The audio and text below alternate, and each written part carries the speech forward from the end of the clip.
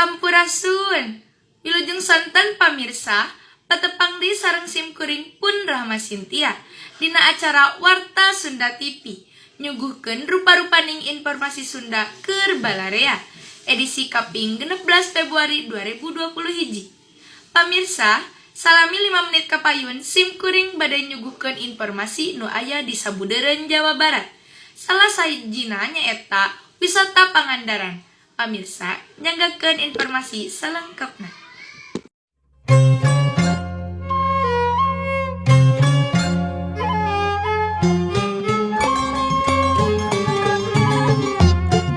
Pamirsa, Jawa Barat teh lain euyeup oge ku kulinerna, tapi euyeup bae ku wisatana. Salah sahijina nyaeta wisata Pangandaran anu aya di Ciamis, Jawa Barat. Mangga nyanggakeun informasi salengkepna. Balantik di tempat wisata basisir Pangandaran tetela bisa ngadatangkeun kauntungan. Balantikna oge bisa diandelkeun pikeun ngabayuan kulawargana. Sumangga nyanggakeun bae wartana. Di kawasan wisata Pangandaran tiba heula tuk kakiwari teu saeutik nu ngahaja nyiar kasab tina balantik rupa-rupa kadaharan jeung kauinan. Nu dagangna horeng lain wae orang Pangandaran katut sabudeureunana.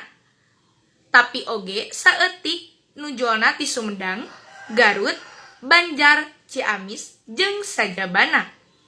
Salah sahijina dagangna teh nyaeta Ude Supriyatna. Salah sahiji warga nu geus welasan tahun dagang baso cuanki di basisir Pangandaran.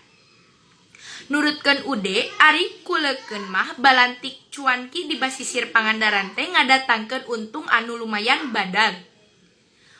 Ude oge bisa ngabayuan kulawargana tina ladang balantikna teh. Buktina ayeuna dina sapopoena Ude bisa ngabala bati tepi ka 300.000.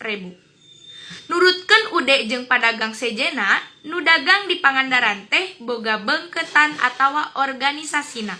Eta teh sangka nu dagangna tartib jeung aya nu ngurus mun pareng aya pasoalan. Pamirsa, informasi anu nembe informasi pamungkas dina acara Warta Sunda TV dinten ieu. Simkuring pun Rahma Sintia pamit mungkur pamit mundur. Cag. Wassalamualaikum warahmatullahi wabarakatuh. Hurip Sunda.